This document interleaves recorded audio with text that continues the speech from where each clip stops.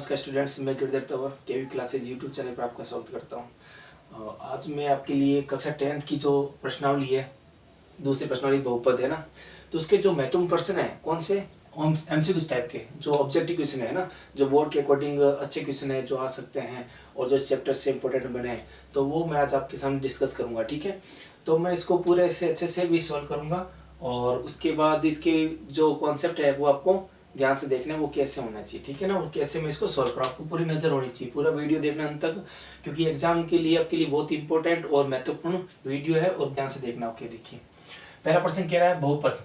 बहुपद जो दे रखा अपने को x² - 4x + 6 के शून्यांक। शून्यांक मतलब पता ना कितने शून्यांक हो गए। देखो अपन देख पा रहे हैं यहाँ बड़ी से बड़ी घात 2 है, बड़ी से बड़ी घात 2, इसका लिए हो गया द्विघात बहुपद। इसके अधिकतम 2 शून्यांक हो सकते हैं। ठीक है ना, तो पहला शून्यांक कहलाएगा अल्फा और दूसरा शून्यांक कहलाएगा बीटा। तो यहाँ पर क्या है, जो 2 शून्यांक है वो एक तो है ए और दूसरा है बी, उनको प्लस करना है, ए और बी का मान बताना है। इसका मतलब यहाँ पर क्या बोला गया, ए और बी तो क्या शून्यांक है, यहाँ शून्यांकों का जोड़ बताना है, शून्यांकों का योग बताना है। तो शून्यांकों का योग का सूत्र क्या है, शून्यांकों का योग, इसका सूत्र है शून्यांकों का योग, जिसको बोलते हैं अल्फा प्लस बीटा बराबर होता है -b/e, ये सूत्र है। ठीक है ना, अब ये b और a क्या होता है तो भी बता देता हूँ। द्विघात बहुपद का जो सामान्य रूप है वो ये होता है ax² + bx + c = 0, ये सूत्र है। ठीक है बेटा, तो मैं इसमें भी पूरी डिस्कस कर लेता अच्छी तरह से। यहाँ पर x² के साथ वाला जो शून्यांक जो गुणांक है वो होता है a, और x के साथ जो गुणांक होगा वो होगा b, और ये जो होता है कांस्टेंट वैल्यू होती है, अचर राशि होती है। यहाँ पर कोई ना कोई अंक होगा, इसके साथ कोई भी चर राशि नहीं होगी, केवल अचर होगा। ठीक है, उसको बोलते हैं c बराबर में 0 इसलिए होगा क्योंकि यहाँ पर अल्फा बीटा का मान रखने पर, इसको हल करने पर 0 मान आएगा। ठीक है, अब यहाँ पर ये भी ध्यान रखना, यहाँ जो a शून्यांक जो a है, b है और c है, ये वास्तविक संख्या होती है। ठीक है, ये वास्तविक संख्या होगी, कोई ना कोई नंबर आएगा ही आएगा। ठीक है, वास्तविक क्या होती है, वास्तविक में परिमेय, अपरिमेय, पूर्ण, प्राकृत, पूर्णांक सारी संख्याएं शामिल होती है। ठीक है ना, तो इसका मतलब यहाँ a, b और c यहाँ पर वास्तविक संख्या होगी, और एक कंडीशन, एक शर्त और लागू होती है इसके अंदर। यहाँ पर a है ना, a, इस a की जगह कभी भी 0 नहीं आएगा। अगर मान लो यहाँ 0 रख देंगे, क्योंकि 0 x² से गुणा करेंगे तो ये पूरा पद क्या बन जाएगा, 0 बन जाएगा, और 0 बनने से ये फिर द्विघात बहुपद नहीं होगा, वो रैखिक बहुपद होगा। ठीक है, ध्यान रखना। तो यहाँ पर क्या शर्त है, a, b, c जो होंगे वास्तविक संख्या होगी। दूसरी क्या बात है कि यहाँ पर a के स्थान पर कभी भी 0 नहीं आ सकता, a है ना 0 के बराबर कुछ भी नहीं हो सकता, मतलब यहाँ 1 से अलावा 1, 2, 3 नंबर कोई भी नंबर आ सकता है, लेकिन 0 नहीं आ सकता। ठीक है, तो यहाँ पर a का मान होगा x² के साथ, यहाँ b का मान होगा x के साथ, तो c होगा। तो यहाँ पर अल्फा बीटा बोला गया है, तो यहाँ b लेना और c लेना है। अब भी देखो b कहाँ होता है, यहाँ देखो बहुपद के अनुसार ये जो समान रूप है वो ax², bx और c, ये वाला रूप देखोगे ना, तो यहाँ पर x² के साथ गुणांक कुछ भी नहीं, इसका 1 है, तो 1 को गुणा कर रहे हैं x² से, क्या आएगा, x² आएगा। तो यहाँ a का मान तो क्या हो गया, a का मान हो गया 1, और b का मान क्या हो गया -4, और c का मान क्या हो गया 6 प्लस का। ठीक है, अपने को निकालना है शून्यांकों का योग, शून्यांकों का जोड़ निकालना है, और शून्यांकों का योग सूत्र होता है अपना -b/a। तो यहाँ माइनस का माइनस ले लिया b, माइनस का माइनस ले लिया बेटा, और ये हो गया b। b का मान देखो यहाँ पर, b कौन है -4, तो ये -4 हो गया b बटा a कितना है 1। तो देखो माइनस की गुणा करें तो क्या हो जाएगा, प्लस हो जाएगा, तो प्लस का 4/1, 4 में का भाग 2 क्या आएगा 4 आएगा। तो राइट आंसर क्या आ जाएगा, ऑप्शन बी करेक्ट होगा अपना। ठीक है, तो चलते हैं नेक्स्ट दूसरे महत्वपूर्ण प्रश्न पे। सेकंड प्रश्न कह रहा है बच्चों, एक द्विघात बहुपद के अधिक से अधिक कितने शून्यांक होते हैं। अब कितने शून्यांक होगा तो इस पर बात कर लेते हैं फिर से। देखो बेटा, बहुपद जो होगा वो द्विघात वाला होगा, जब बड़ी से बड़ी घात 2 होगी तो वो कहलाएगा द्विघात बहुपद, और उसके उतनी शून्यांक होंगे जितनी उसकी बड़ी से बड़ी घात होगी। जब द्विघात है तो बड़ी से बड़ी घात 2 है तो उसके 2 शून्यांक होंगे। ठीक है, यहाँ द्विघात बोला है तो इसका मतलब अधिक से अधिक उसके 2 शून्यांक होंगे, 2 हल होंगे, 2 मूल होंगे, अपन बोल सकते हैं। इसका आंसर क्या आ जाएगा 2। ठीक है, और अगर बड़ी से बड़ी घात उसकी 3 है तो वो कहलाएंगे 3 शून्यांक, उसके ज्यादा से ज्यादा 3 शून्यांक होंगे। अगर बड़ी से बड़ी घात उसमें 1 है, रैखिक बहुपद, तो वो कहलाएगा रैखिक बहुपद, उसका केवल और केवल 1 हल होगा। ठीक है, 1 हल होगा, तो ध्यान रख लेते हैं। तो मैं इस पर भी चर्चा कर लेता हूं। जब 2 घात होगी उसका नाम होगा द्विघात बहुपद, और बहुपद की घात वो 2 कहलाएगी, ठीक है, उसके 2 ही शून्यक होंगे। जब 3 घात होगी तो वो कहलाएगा आपका त्रिघात बहुपद, तब उसके अधिकतम 3 शून्यक होंगे, 3 हल होंगे, वो कहलाएगा त्रिघात बहुपद, और बहुपद की घात भी 3 होगी। जब चर की घात अधिकतम 1 होगी, अधिकतम मतलब ज्यादा से ज्यादा बड़ी से बड़ी घात 1 होगी, तो वो कहलाएगा रैखिक बहुपद, और उसका केवल और केवल एक हल होगा, ठीक है ना, वो और उस बहुपद की घात जो होगी वो 1 होगी, ठीक है बच्चों, ये ध्यान रखना। थर्ड पर्सन चलते हैं, यहाँ पर शून्यंक निकालना है, इस बहुपद के शून्यंक है। जब भी शून्यंक निकालते हैं तो बहुपद के बराबर में जीरो रख देते हैं। ये वाला बहुपद है ना जिसमें जिसका शून्यंक निकालना है, देखो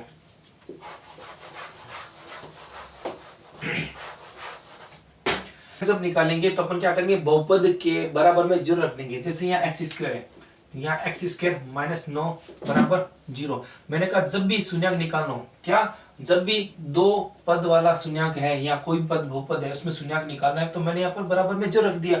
अब पूछा जाएगा 0 क्यों रोका, तो नियम क्या कहता है, शून्यंक चर का वो मान होता है, चर मतलब जो एबीसीडी वाले अक्षर दिखाई दे रहे हैं ये चर होता है। शून्यंक जो है ना चर का वो मान होता है जिससे बहुपद में रखने पर जब हल करेंगे ना उसका आंसर 0 आएगा। तो जब मैं x की जगह ऐसा नंबर या ऐसा आंसर सोचूंगा, ऐसा कोई ऐसी कोई संख्या सोचूंगा जिसको x की जगह रखूंगा और हल करूंगा तो आंसर 0 आएगा। अगर 0 आ जाएगा तो वो इस बहुपद का शून्यंक होगा, ठीक है ना, उस बहुपद के लिए संतुष्ट हल होगा। तो मैं यहाँ पर क्या ले सकता हूँ, तो मैंने यहाँ कहा मैं 3 ले सकता हूँ ना, मैं 3 का स्क्वायर करता हूँ तो क्या आता है, देखो 3 का स्क्वायर करने पर 3 का स्क्वायर करके माइनस करूंगा 0 प्राप्त होना चाहिए। देखो 3 का स्क्वायर 3 × 3 कितना होता है बेटा, 3 का स्क्वायर 3 की घात 2 9 होता है। तो इसका मतलब आंसर 0 आ रहा है कि नहीं आ रहा, आंसर 0 आ रहा है। इसका मतलब ये भी हो सकता है। और दूसरी बात ये माइनस का भी तो हो सकता है, माइनस का 3, तो -3 × -3 करो क्या है, प्लस का 9 आता है, 9 - 9 करो 0 आ रहा है। तो इसका मतलब यहाँ 2 हल हुए, कौन से, तो प्लस का 3 और एक माइनस का 3। तो अपना आंसर चला जाता है यहाँ प्लस का 3 और माइनस का 3। लेकिन फिर भी अपन ऐसे सोच कर करेंगे तो कैसे करेंगे वो इसमें मैंने आपको बता दिया। लेकिन फिर भी अगर सीधा प्रोसेस होगा ना, सीधा प्रोसेस सोचने की जरूरत ही नहीं, सीधा आंसर लेके वो कैसे होगा, वो देखो ये प्रोसेस है क्या है। जो बहुपद दे रखा है वो लिखेंगे x² - 9, शून्यंक निकालना है इसलिए मैंने क्या रखा बराबर में 0। अब मैंने क्या किया, समीकरण बना दी, देखो बन गया ना समीकरण, प्रक्षांतर कर देंगे x² बराबर 0, जो 9 माइनस का उधर प्रक्षांतर करेंगे प्लस का 9 हो जाएगा, ठीक है ना। तो x² बराबर कितना आ गया 9, x का मान निकालना है, यहाँ x² है तो स्क्वायर का घात 2 का करेंगे उधर प्रक्षांतर, तो रूट बन गया, रूट में अंदर क्या आ गया 9 आ गया 9। अब मैं क्या करूंगा, ये 9 जो पूर्ण वर्ग है, किसका वर्ग है 3 का, तो ये है 3। अब देखो इसकी घात कितनी थी 2, इसका मतलब 2 हल होंगे, तो अपने पास केवल x का मान 3 है, इसका मतलब ये एक तो प्लस का होगा और एक माइनस होगा। तो प्लस का 3 पहला हल हो गया और माइनस का 3 दूसरा हल हो गया। तो इस प्रकार से अपन ऑप्शन में जाएंगे, प्लस का 3 और माइनस का 3, इस तरह से ये हल दिखाएंगे, ठीक है। सब्जेक्टिव में आएगा तो अपन इस तरह से लिखेंगे, ऑब्जेक्टिव में तो डायरेक्ट कर सकते हैं, जो मैंने आपको बताया ऐसा क्या रखे माइनस करके 0 आ जाए, वो डायरेक्ट ऑप्शन से कर लेंगे, ठीक है। देखिए नेक्स्ट प्रश्न बच्चों, प्रश्न नंबर 4, एक द्विघात बहुपद जब इसका सामान्य रूप ये है, सामान्य रूप कौन सा, ये रहा ax² + bx + c, जहाँ a b c वास्तविक संख्या है। ये जस्ट पहले अभी कुछ 2-3% पहले से मैंने आपको कराया था, अभी है ना, स्टार्ट करने से पहले स्टार्ट किया जब मैंने आपको बताया था कि जो द्विघात बहुपद का समान रूप होता है उसमें a b c क्या वास्तविक होता है, वास्तविक नंबर होते हैं। और यहाँ इस a की जगह पर कभी भी आपका जो मान है वो 0 के बराबर नहीं आएगा, मतलब 0 नहीं आ सकता। फॉर एग्जाम्पल जैसे देखो अभी मैंने आपके सामने 5x² + 2x + 9 ऐसे कुछ दे दिया। अगर यहाँ 5 है और 5 नहीं भी है तो भी x² है, 5 था तो 5x² था, द्विघात बहुपद था। 5 नहीं है तो भी x² ही है, फिर भी अपना ये द्विघात बहुपद है। अगर यहाँ 5 है और इस 5 जगह मैंने यहाँ 0 लगा दिया, 0 लगाने से मतलब ये 0 इससे गुणा करेगा तो क्या बना 0 हो गया पद, ये 0 होने पर ये हो गया शेष पद ऐसे कहलाएगा 2x + 9।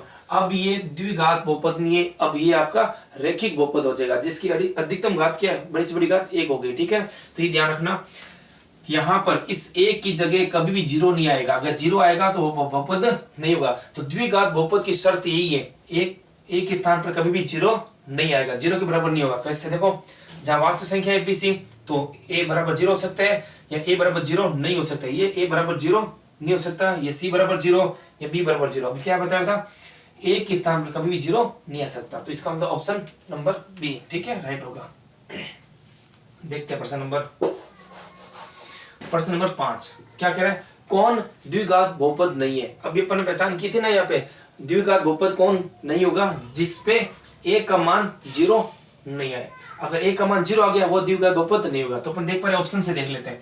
यहाँ a माइनस बी का होल स्क्वायर है, इसका मतलब यहाँ a का स्क्वायर करेंगे तो x स्क्वायर हो जाएगा। x स्क्वायर हो रहा है, यहाँ x है, क्योंकि x स्क्वायर में से ये x घट भी नहीं सकता, तो इसका मतलब द्विघात बहुपद तो रहेगा। जैसे a माइनस बी है, a माइनस बी का होल स्क्वायर क्या होता है?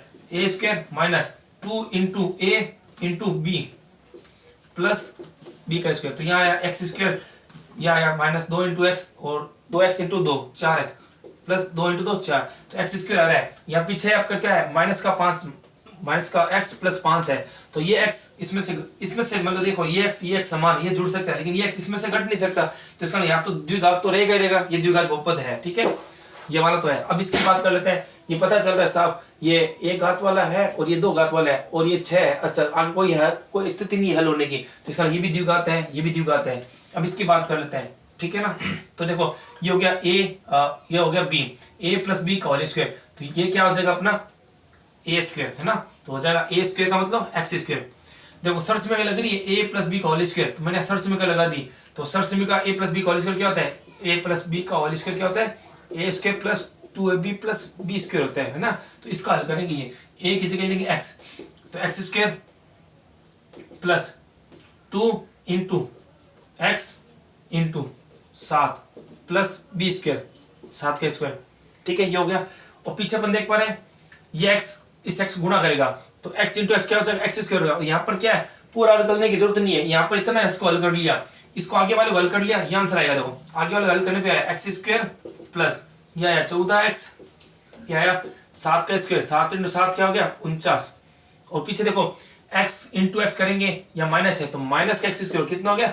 माइनस का एक्स स्क्वायर। अब देखो ये एक्स स्क्वायर, ये प्लस का माइनस का कट हो गया, कट होने पर इसका मतलब यहाँ केवल क्या बचेगा?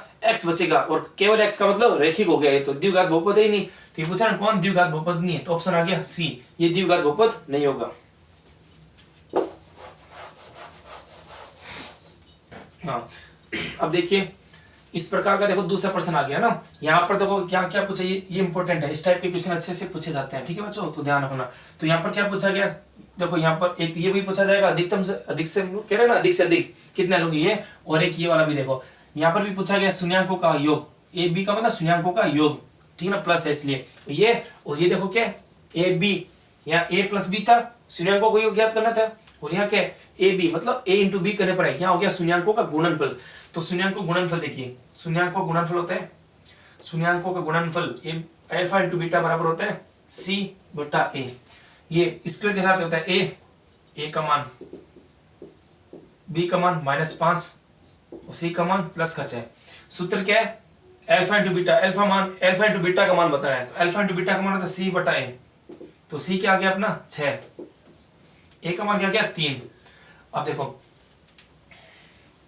अल्फा इंटू बीटा का मान क्या सी बटा ए होता है, ठीक है ना। तो सी का मान आपके पास आ चुका है, देखो 6, ये रहा 6, और ए का मान क्या आ गया अपने? ए का मान आ गया 3। तो इसका आंसर है 6 बटा 3 कितना होता है? 2 होता है। ऑप्शन में देखो ऐसा कुछ है क्या?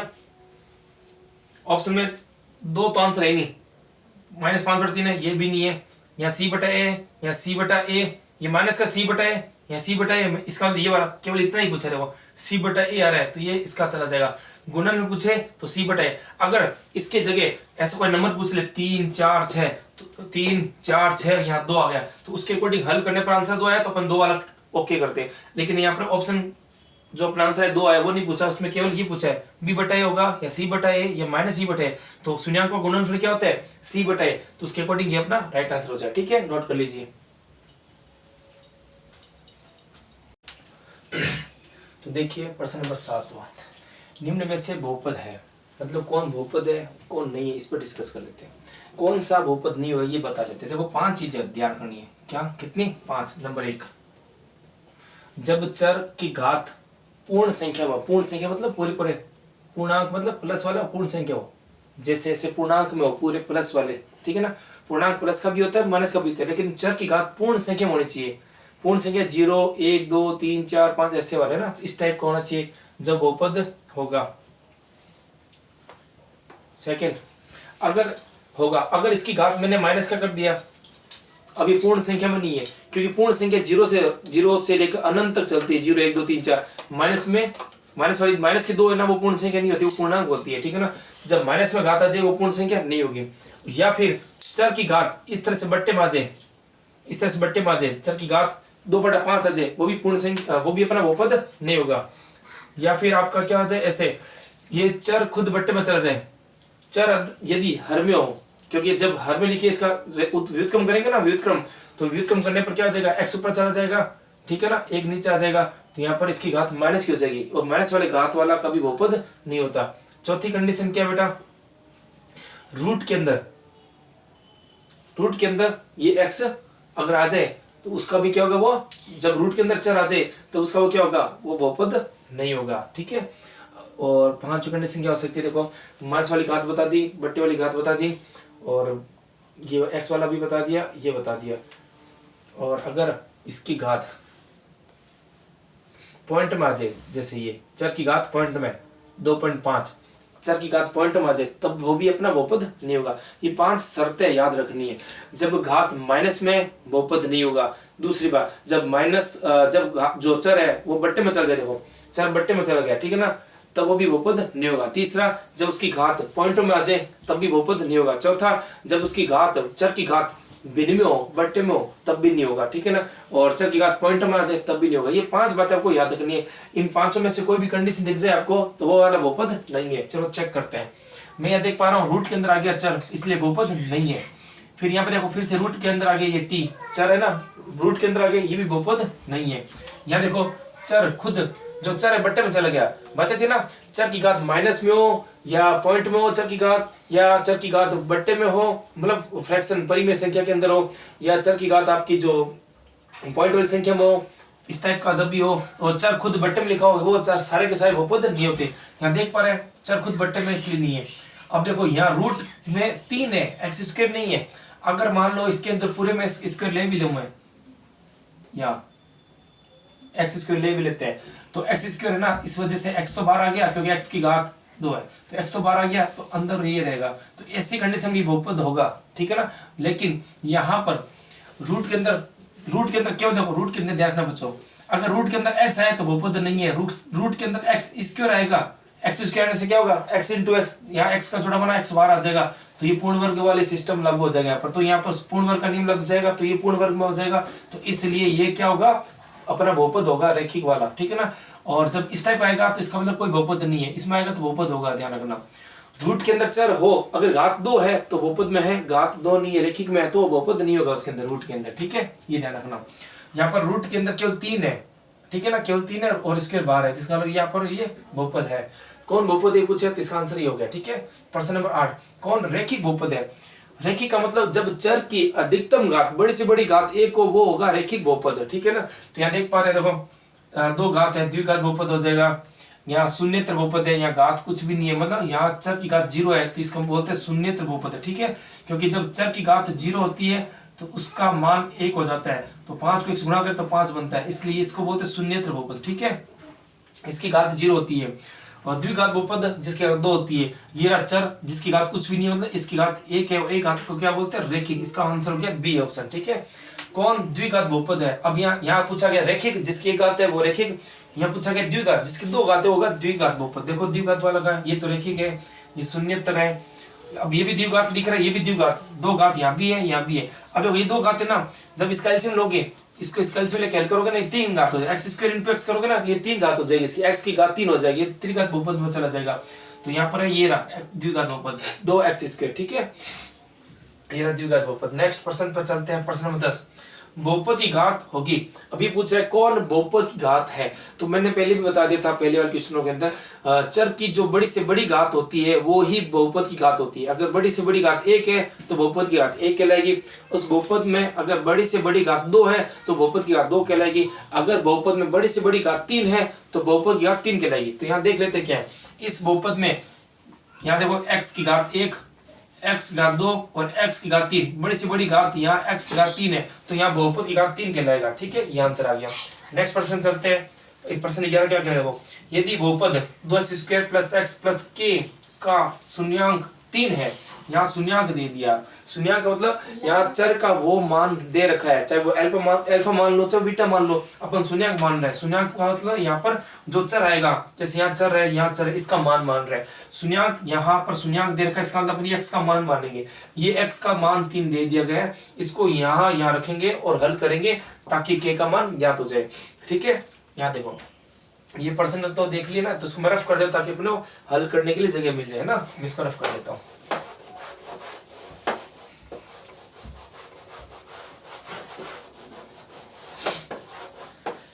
देखिए बच्चों, 2x² प्लस x प्लस के, यहाँ क्या बोला है, यहाँ बोला गया शून्यंक है 3 है ना, इस बहुपद का शून्यंक है, इसका तो मैं यहाँ बराबर में 0 रख सकता हूँ। अब पूछा जाएगा 0 क्यों रखा, मैंने पहले बताया था, मैं फिर बता रहा हूँ।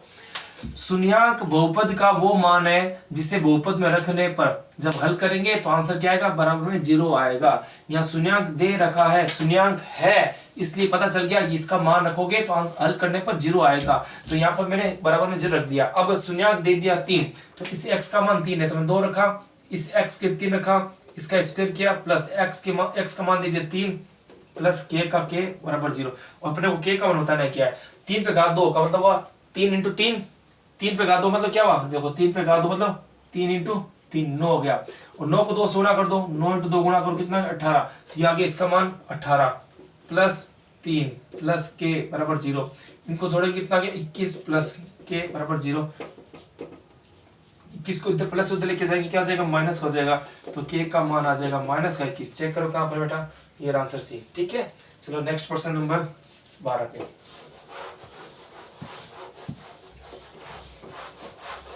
देखो क्वेश्चन 12 क्या कह, यदि किसी बहुपद के शून्यंक √2 और -√2 है तो बहुपद के गुणनखंड क्या होंगे।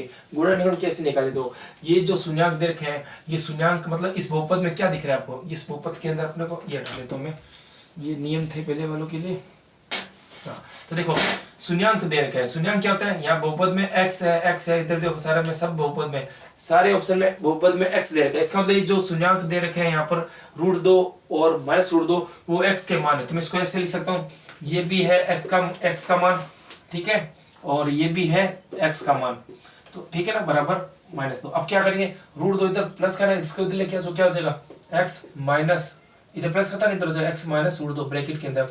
अब क्या करेंगे, ये माइनस करना, इधर माइनस का 2 रूट है, इसका इधर आके क्या हो जाएगा, पक्षांतर प्लस का √2 हो जाएगा, और बीच में गुणा का संबंध लगा देंगे। तो इसका मतलब इस बहुपद में जो ये शून्यंक √2 प्लस का √2 माइनस करना, तो उसके गुणनखंड ये हो जाएंगे x माइनस √2 x प्लस √2। ठीक है, तो कहाँ ऑप्शन ऐसा वाला, -√2 x के साथ और +√2 x के साथ, ये वाला ऑप्शन ये सी। ठीक है, ये लो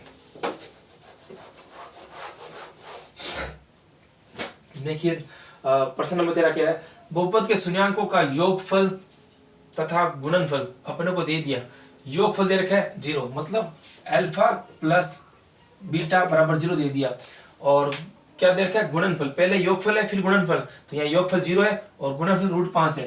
गुणनफल मतलब अल्फा × बीटा, वो दे दिया अपने को 5। और क्या पूछा है, बहुपद पूछा है। द्विघात बहुपद बनाने का सूत्र होता है अपना ये सूत्र ये होता है x² minus alpha plus beta × x plus alpha × beta, ये सूत्र होता है, और बराबर में 0 रख देंगे। तो अपने को क्या करना है, अल्फा बीटा की जगह क्या रखना है 0, तो x², ये अल्फा बीटा, तो यहाँ क्या आ जाएगा 0 × में x प्लस, और अल्फा × बीटा की जगह रखना है 5 रखना है, तो प्लस का प्लस ये हो गया 5 बराबर में 0। अब देखो x², अब 0 इससे गुणा करेगा तो क्या हो गया 0 हो जाएगा 0, ठीक है, और 0 हो गया, इसका ये पद हट गया, इस x को 0 से गुणा करें क्या हो गया 0, ये पद हट गया, फिर इसको लिखेंगे नहीं, फिर क्या बचा, केवल प्लस का 5 बचा, तो ये इसका आ गया, ये इसका आ गया अपना बहुपद। देखिए कहाँ पर है बेटा, x² + 5 वाला,